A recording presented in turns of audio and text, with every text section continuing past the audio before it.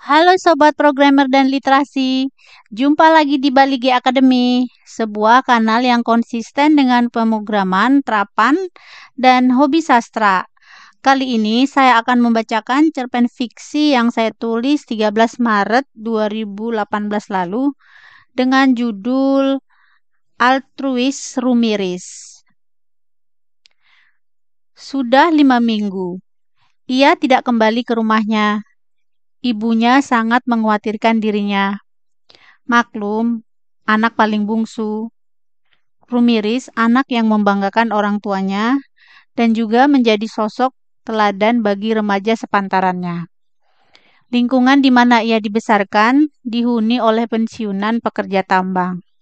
Sesama penghuni tampak akur karena sama-sama senasib perantau dari berbagai daerah mencari sesuap nasi. Secara ekonomi, tidak ada gap jauh di antara mereka. Mungkin itulah yang membuat mereka akur. Tapi namanya lingkungan, tetap saja ada tukang ributnya. Mereka datang dari latar belakang keluarga yang berbeda-beda. Ada yang datang dari keluarga baik-baik, dan mungkin ada pula dari keluarga bermasalah, dari keluarga miskin ekstrim, dari keluarga banyak, atau memang dari keluarga yang suka bertikai. Walau begitu, dari mereka masih ada keluarga baik yang berusaha rukun dan saling membantu.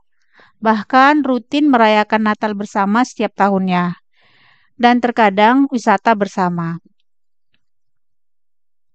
Kembali ke 30 tahun sebelum, Riris, gadis remaja yang supel dan disukai anak lelaki, hingga radius 20 km dari rumahnya. Siapa yang tidak mengenal dirinya? Gadis pintar, supel, molek, dan rendah hati. Ada saja yang menaruh iri pada keluarganya di masa lalu. Kini malah sebaliknya. Usia Rumiris menapaki angka 42 tahun.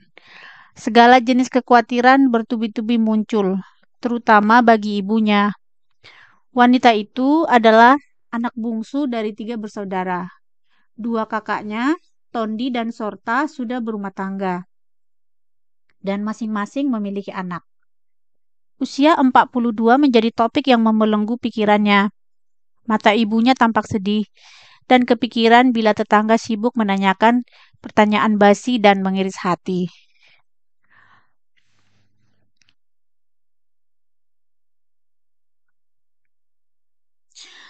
Kapan Rumiris menikah? Kapan Rumiris menikah? Begitulah pertanyaan tetangganya. Sebenarnya hanyalah pertanyaan iseng dari tetangga. Begitu analisa putrinya Sorta. Bahkan ia menilai pertanyaan menyakitkan itu sengaja dilontarkan untuk menyiksa ibunya. Tetangganya dan bahkan keluarganya sangat menikmati penderitaan ibunya kali ini. Mereka iri dengan keberhasilan kedua kakak Riris. Jika selama ini gadis dipuji cantik dan pintar sejak kecil, sepertinya mereka senang perempuan itu lajang lapuk. Sorta sangat iba melihat ibunya yang sudah tua, sering menangis sendirian bila memikirkan nasib adiknya yang tak kunjung berumah tangga. Hingga suatu hari, Sorta menyadarkan ibunya yang malang agar tidak terlarut khawatir dengan pertanyaan-pertanyaan tetangga tentang adiknya. Sepertinya mereka bahagia, Mak, menikmati hal buruk dalam diri orang lain. Kulihat ada kepuasan pada raut ketika Bu Sinta membahas tentang Riris, tambah Sorta. Bu Sinta, tetangga bertubuh gembrot yang mirip ikon tukang gosip Ibu Subangun, rumahnya hanya berselang 3 rumah dari kediaman mereka, dikenal gemar usil dengan orang lain. Bahkan, rumahnya dijadikan headquarter kantor pusat pergosipan. Keluarga Pak Roha Batu selalu menjadi sorotan di kampungnya. Pak Batu seorang teknisi ulet dan rajin yang tidak banyak bicara. Begitu juga istrinya, tidak suka bergunjing. Pada dasarnya, tetangganya iri dengan ketenangan keluarga Pak Batu. Nama Batu seolah menjadi pelampiasan dan dijadikan ejekan bertahun-tahun menjadi bahan rundungan anak-anak. Beberapa kali Riris harus berkelahi dengan teman sekolahnya karena sering diganggu. Batu kok punya anak? Pantasan saja keras kepala, namanya juga anak batu. Tondi dan Sorta mudah sudah kebal dengan bulian. Namun perlu lebih lama bagi Rumiris untuk berdiri tegap menghadapi pembuli. Ketika ia lulus masuk ke perguruan tinggi, Ketika ia lulus masuk ke perguruan tinggi negeri terkemuka, beritanya tersiar kemana-mana.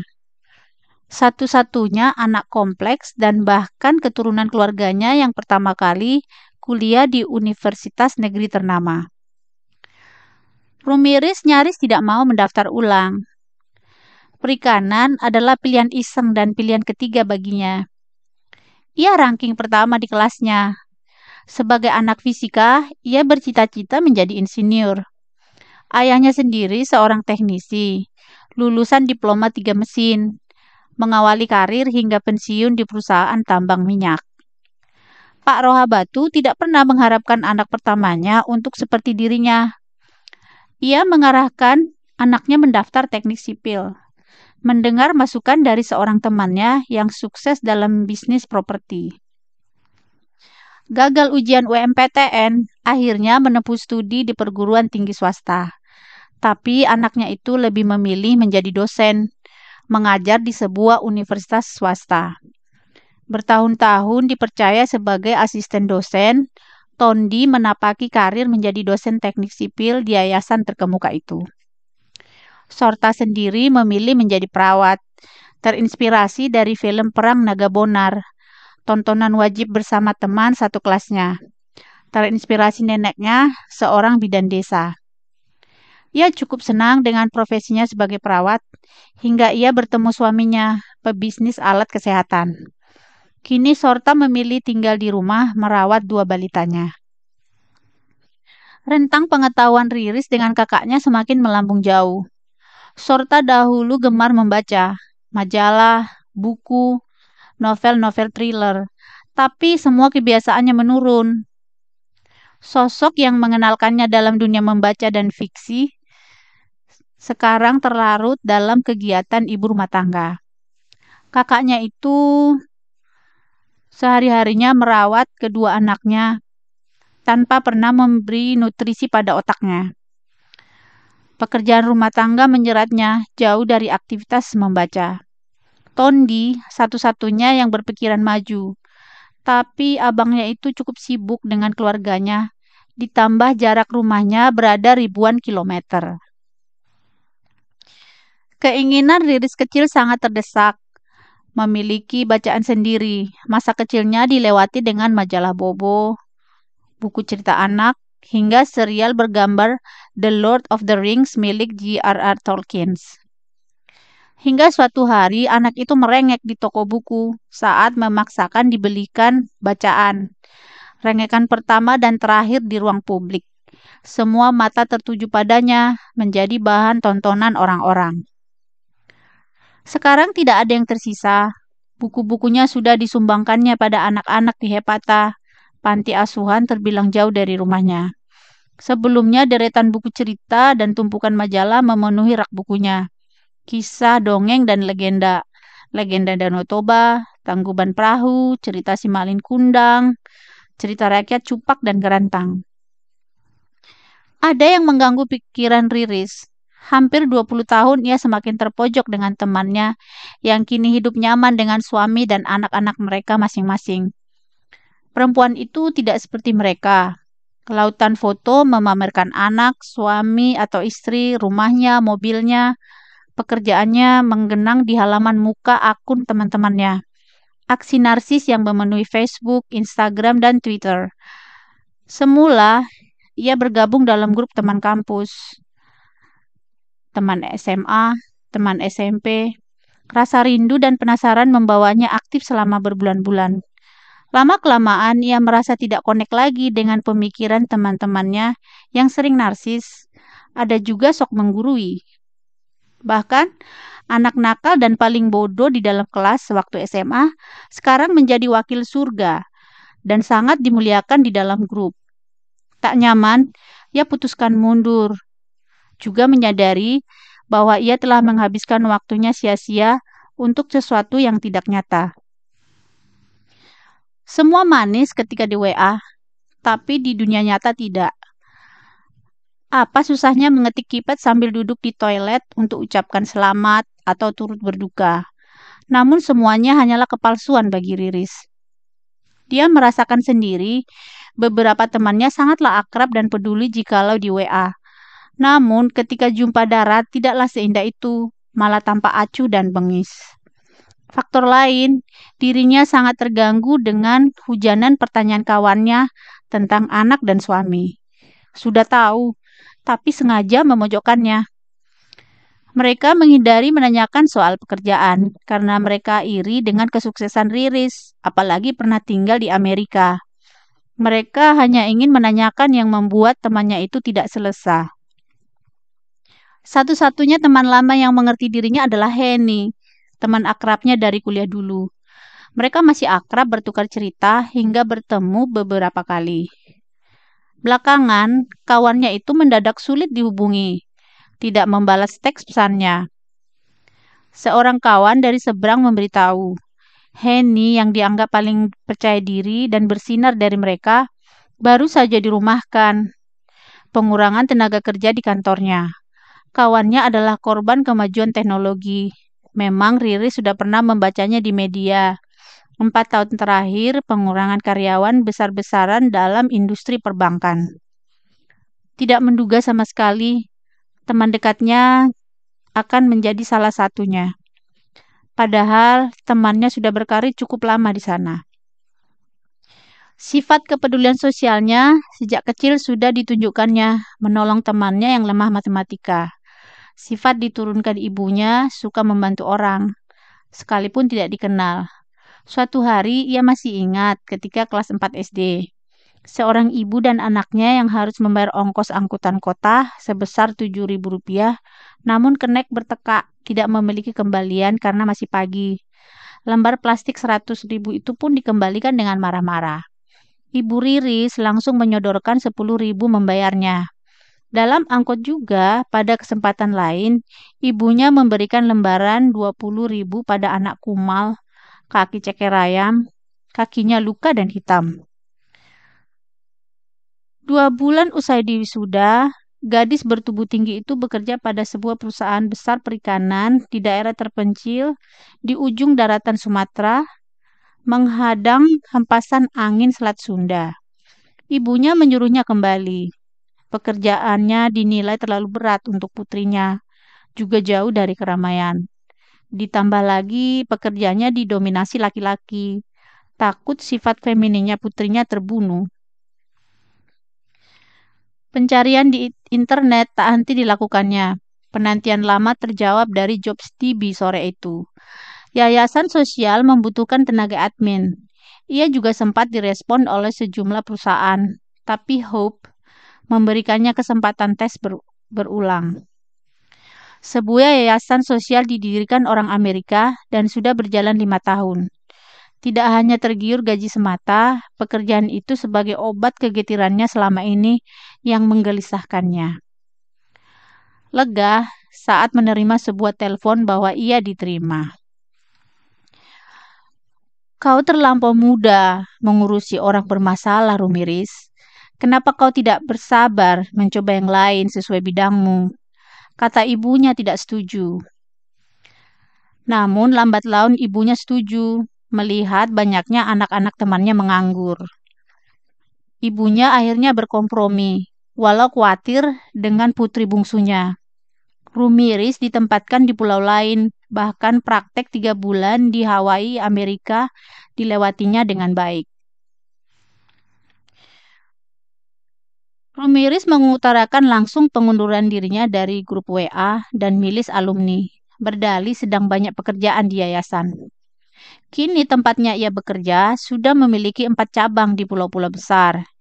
Ia termasuk senior dan memberi pelatihan pada tenaga baru. Walau tidak memiliki latar belakang pendidikan psikologi, tapi dia dipercaya bosnya yang berkewarganegaraan Amerika mengelola yayasan tersebut. Semula ia hanyalah berstatus pendamping dan administrasi. karena latar pendidikannya adalah perikanan. Berhubung seniornya kembali ke Texas, ia pun didaulat. Pengalaman ditunjang serangkaian kursus dan pelatihan psikologi dan praktek di yayasan serupa di Hawaii membuatnya handal dalam pekerjaannya. Sebagai kepala manajerial, ia merekrut tenaga psikolog dan tenaga administrasi yang mengurusi keuangan dan keberlangsungan yayasan. Lingkup admin dan keuangan lembaganya tidaklah rumit, namun tetap membutuhkan asisten. Riris menjalani pekerjaan barunya dengan bersemangat dan antusias. 40-an remaja kecanduan dan 5 orang yang tengah hamil saat itu cukup menyita perhatiannya. 5 perempuan itu beraneka cerita. Salah seorang gadis berumur 15 tahun adalah korban inses perbuatan ayahnya. Ada yang dirusak oleh pemuka agama. Ada juga anak jalan yang dirusak oleh anak jalanan lain. Latar mereka mengerikan. Remaja kecanduan banyakkan anak orang tak mampu dan anak jalanan yang katanya ingin berkomitmen berubah. Selama berkarir, ratusan jiwa telah ditolong. Walau tidak ditampik, ada juga yang kembali ke jalan dan menjadi pengedar. Hatinya hancur. Belakangan ia saksikan di televisi anak-anak binaannya kembali ke jalan dan ditangkap polisi. Tenggelam dalam masalah orang lain membuatnya lupa waktu. Dalam relung hatinya, ia puas dan merasa terbebas berinteraksi dengan orang lain. Mimpi buruk dan tangisan bayi kembali masuk dalam mimpinya. Depresi dan trauma yang sudah terkubur rapat kini keluar dari kotaknya. Hatinya gusar, tidak sekedar gusar. Bak perihnya luka yang gatal ingin digaruk. Masa kuliah. Suatu kali saat masa libur, Rumiris mengikuti English Club di kampus. Dari sana, ia memiliki teman dari berbagai jurusan hingga mengenal Lian, pemuda yang menarik dan juga tercatat sebagai mahasiswa teknik. Keduanya dikenalkan oleh teman klub bernama Rio. Kedua pemuda itu satu kelas. Dari pakaiannya dan kulitnya, anak muda itu seperti anak kelas menengah dan enak dipandang. Riris dan dirinya terlibat asmara dalam hanya hitungan belasan minggu. Keduanya pun kerap muncul di bakti sosial yang diadakan klub. Hal ganjil terjadi bulan ke-6 sejak menjalin hubungan. Tiba-tiba, Lian menghilang tanpa jejak. Bahkan kampus pun turut mempertanyakan statusnya yang mengambang. Rio sendiri kebingungan. Terakhirnya, sore itu Lian menelpon temannya Rio, mengatakan bahwa ia sudah tidak kuliah lagi. Ayahnya kena serangan jantung, meninggal mendadak. Dia harus mengurus keluarganya. Semenjak itu, Rio sendiri tidak pernah bertemu Rilis lagi hingga hari kelulusannya. Lian hilang dari hidupnya, sama sekali tidak tahu tentang kekasihnya Lian. Semula ia malu menginvestigasi ke kampusnya demi mencari alamat, tapi tidak ada jalan lain. Ini masalah kehidupan. Dia berpikir lagi, kalaupun ia ketemu Lian harus apa? Sementara Lian dirundung duka. Dan pasti tidak jauh dari masalah uang. Mual, itu yang dirasakannya pagi itu, sangat di luar dugaannya. Muntah-muntah berulang hingga mengganggu teman kosnya. Bahan gunjingan bukan hal mudah dilaluinya. Belum lagi terbersit kata aborsi. Dia pun berkali-kali berpindah kos, depresi dan kebingungan kala itu, dan tidak tahu harus berbuat apa. Ia banyak belajar tentang gejala kehamilan dan pencarian lewat panah Yahoo, mengunjungi perpustakaan kampus maupun wilayah. Semua buku tentang kehamilan dikunyah, hingga diam-diam dia mengunjungi obstetrician. Dewi Penolong berpihak padanya. Adalah dokter kandungan bernama Susan, menawarkan kesepakatan dan solusi. Tidak banyak pilihan, Riris memilih langkah itu. Dokter Susan telah divonis tidak bisa memiliki anak akibat kecelakaan yang dialaminya. Kandungannya tidak normal, dan kehamilannya dapat membahayakan jiwanya. Dia pun sudah berkali-kali miskram. Suaminya menyokong putusan Susan. menempatkan Riris di sebuah villa hingga bayi itu lahir. Bagi ibunya, Rumiris selalu jadi bahan pikiran, anak yang terlalu mandiri, anak anak yang sangat dikhawatirkannya. Suatu waktu, Riris ceria berubah seketika menjadi pemuram. Tidak pulang selama setahun. Putrinya berubah tua dan kurus. Dalihnya selalu banyak kegiatan kampus yang diikutinya, membuatnya kelelahan. Ia sempat melacak alamat orang tua Lian di kampusnya. Alamatnya di sebuah pulau terluar. Ia pernah mencoba menelpon, tapi si penjawab mengaku dia penghuni baru, rumah itu dibelinya. Dia kehilangan jejak. Ia mengantongi nama lengkap kedua orang tua Lian. Mungkin dapat berguna suatu saat, pikirnya. Bunga di tepi jalan. Berita naas dikabarkan di sebuah media. Rumiris sangat kaget melihat pasangan itu. Wajah yang berbulan-bulan peduli dengannya. Pasangan baik. Wajah itu tak bisa lepas dari pikirannya. Dia kembali bingung harus bagaimana. Kecelakaan tol yang melibatkan sebuah truk tua dan satu mobil SUV. Pasangan suami istri berprofesi dokter dikabarkan meninggal di tempat, dan putrinya masih dalam keadaan koma. Dari nama dan alamat, Riri sudah yakin mereka orangnya, apalagi usia anaknya. Dia dalam kebingungan, apakah mendatangi pemakaman, tapi ia pikir, apakah berpotensi merusak suasana berkabung. Dia tidak tahu harus bagaimana, tapi ia memikirkan sebuah cara. Ruang IGD rumah sakit bercat biru berada di pintu utama. Sempat dia bingung. Rumah sakit memiliki sejumlah pintu masuk. Dia pura-pura konsultasi mengunjungi dokter gigi, dan dia pun mendapat informasi di mana gadis penyintas kecelakaan tol itu dirawat. Tidak terlalu sulit, dia pun berhasil masuk dalam ruangan saat jam besuk. Tiada sesiapa di sana. Gadis muda tak berdaya dengan balutan perban di mana-mana terkapar lemah pada ranjang pasien. Papan identitas pada kaki ranjangnya tertulis. Nomor bed 12. Nama Nona Claudia. Umur 16 tahun. Tanggal masuk 13 Januari 2018. Dokter Ana. Hatinya hancur dan air matanya menetes melihat anak itu terbaring tak berdaya. Wajahnya dibalut perban hingga sulit dikenali. Kedua kakinya dibalut. "Anda keluarganya?" tanya perawat berusaha ramah dan menyapanya. Sambil terseduh ia mengangguk. Kesedihan mendalam, rasa yang tidak kalah pilunya tatkala ayahnya meninggal setahun lalu. Perasaan bersalah dalam dirinya bergejolak, tetapi dirinya dalam ikatan perjanjian. Ia hanya menyentuh pipi gadis itu lalu pergi. Air matanya kembali mengucur deras. Waktu berlalu, telah 2 bulan. Ia menghitung hari. Kini gadisnya itu sudah pulih. Perasaan berkecambuk dalam dirinya. Ia belum siap dengan reaksi penolakan gadis itu. Dalam benaknya muncul pertanyaan-pertanyaan. Apakah ia akan jadi pemberontak seperti dirinya? Dia tidak tahu harus dimulai dari mana. Hampir 4 bulan setelahnya, ia kembali menghitung hari. Claudia tepat merayakan ulang tahun ke-17. Sebuah paket ia kirimkan atas namanya mengaku teman Susan, ditujukan untuk Claudia. Kartu ucapan selamat ulang tahun dan satu paket besar memuat pakaian khas remaja dari gaun girly, kemeja casual, sneakers, hingga jeans. Claudia kebingungan menerima paket sebesar itu.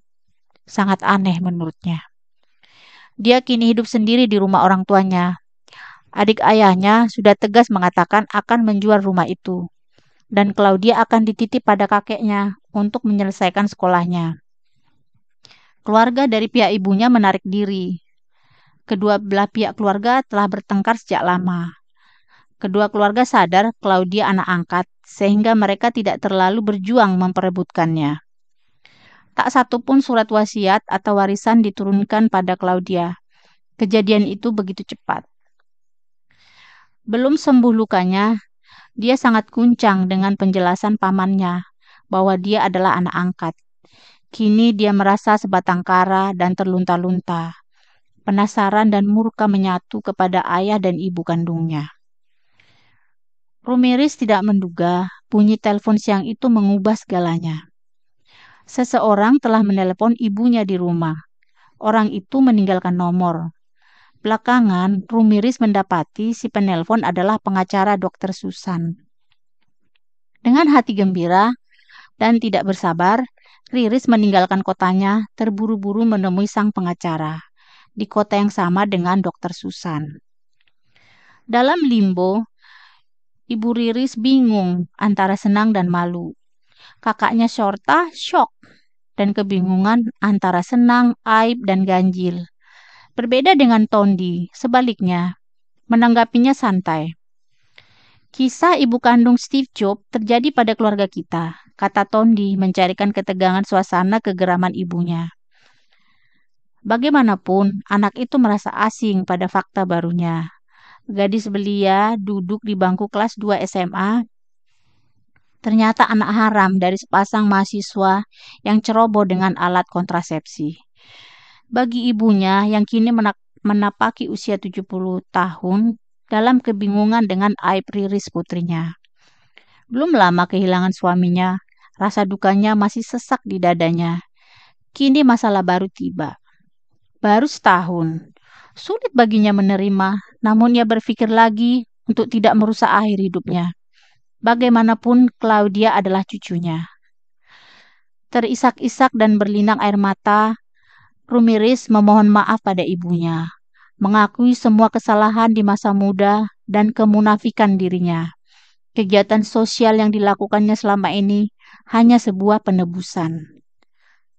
Sebutan altruis tak pantas untukku, Mak. Aku sudah membohongi diriku, kalian, dan orang lain, ungkapnya dengan rasa malu dan menyesal. Kini Claudia mulai menerima jati dirinya dan memiliki ibu, nenek, paman, tante, sepupu. Beruntungnya semuanya keluarga baik-baik, walau tidak semakmur orang tuanya.